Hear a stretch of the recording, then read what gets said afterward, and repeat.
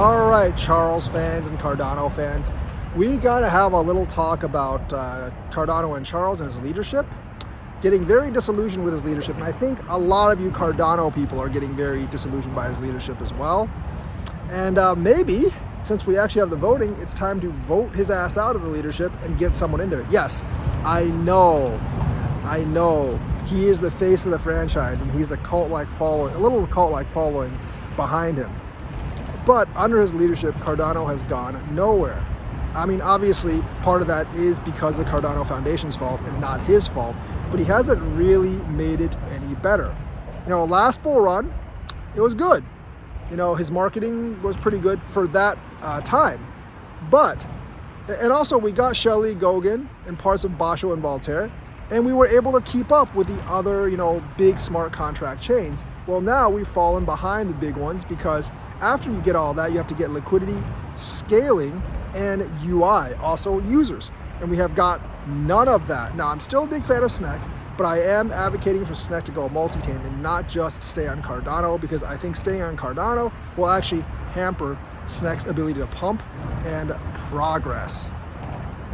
Charles has said several times that he doesn't care about price. That's all great for philosophy and stuff, but he keeps on saying, I want to save Africa, I want to make big changes. But you know what you need to do in order to do that? You need money. And do you know how crypto projects get funding? Yes, the price of their coin has to go up because you have a large treasury, billions of coins. Obviously, those billions of coins are worth a lot more if each coin is worth like $2 instead of 50 cents.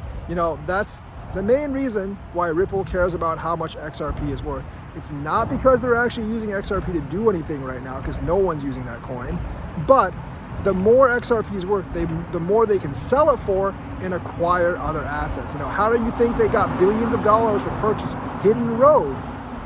How do you get that money to pay MoneyGram? And also Triango to actually use XRP. I mean, those weren't successful, but the point is they have billions and billions of dollars because XRP is at over $2 and not at 30 cents. They've been able to expand. So if you want to expand Cardano to any extent, you also need Cardano to actually go up. You want to save the world, guess what? Saving the world, saving Africa, saving South America, saving all those other places, saving stuff costs money. It's not cheap to save entire continents and entire populations. Trust me, I've tried with $5. It has not worked. And if you're going to try with $5, you are not going to succeed. I can guarantee you are not going to succeed unless you have an adequate amount of money to try to save the world with. I mean, most of your investors probably don't really care about you saving the world, but if you want to achieve your objectives, you need this coin to be worth more, because you obviously would rather go save the world with a war chest of $30 billion rather than $3 billion, because that just would make a lot of sense. And what you need to do right now at this point is to get one of the stable coins up and also spend some of that marketing money to actually get more users, not more developers. Cardano has developers. Not worried about Cardano developers. You need Cardano users. Do something like that phone thing that Solana did. That was a great idea. And then you need to work on the scaling more than anything else, because the scaling is the thing that's going to keep them there. And also you need to work on the UI. I have used both Cardano and Solana, their DeFi and their UI. And one is just much better to use than the other. Like Solana is just way, way better than Cardano to use for DeFi. I've used Eternal, I've used Yoroi, and a lot of those other Cardano wallets. None of them compare to Phantom in the ease of use and the speed. Now the speed probably has a lot to do with the scaling, but the ease of use, Phantom beats all of them down straight up. And Phantom simply has a lot more features. And that's part of what actually gets people into your coin, gets the liquidity, and pumps your coin up. And of course, gets you as the foundation more money to actually work with. And yes, if you want to achieve all your lofty goals for your philosophies or whatever, you need that money. Look, man, people aren't going to diamond hand your coin forever. We've waited for several years. We're looking for a chance to actually lock in some profit. And some people, like myself, maybe are looking for a chance to actually do some decent DeFi, but because you don't have liquidity, you don't have any decent DeFi as well. And we're tired of waiting because we see all these other chains that actually have decent DeFi and have decent liquidity. So we're gonna move our money over there.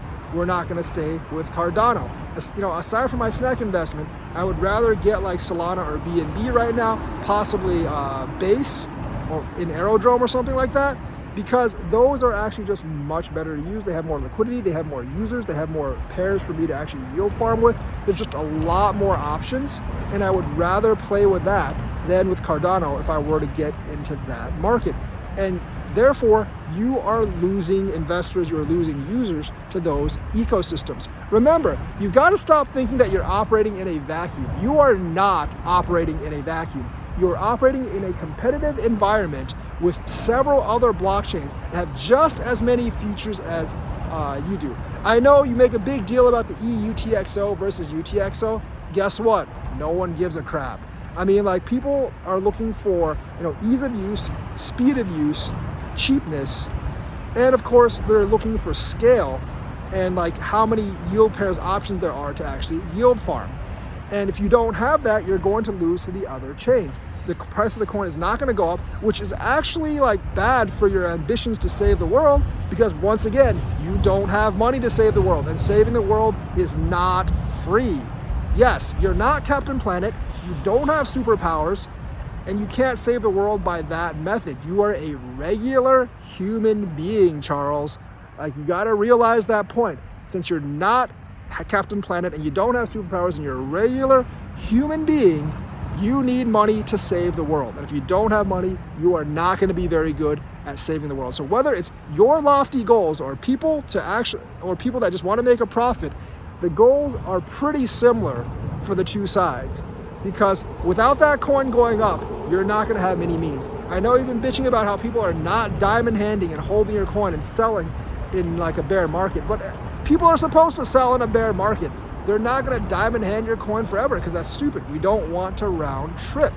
We know that like in a bear market, all these coins fall, but your coin is like not doing as well as the rest because it has nothing to actually hold it back up. Your random ass philosophies and rantings are not going to hold the price of the coin up. They're not going to generate FOMO. They're not going to get people excited about your coin. That's not happening. You actually need some of the stuff like the stable coins and the liquidity and the users to actually get some of those users back. And I know you're like, I have stable coins. I've got DJED and USDC and maybe RLUSD. Guess what, bruh? Those don't matter. USDC, USDT controls 95% of the market, and every successful chain with DeFi has one or both of those. And the chains that actually make the most money out of fees, Tron and Solana, have both of them.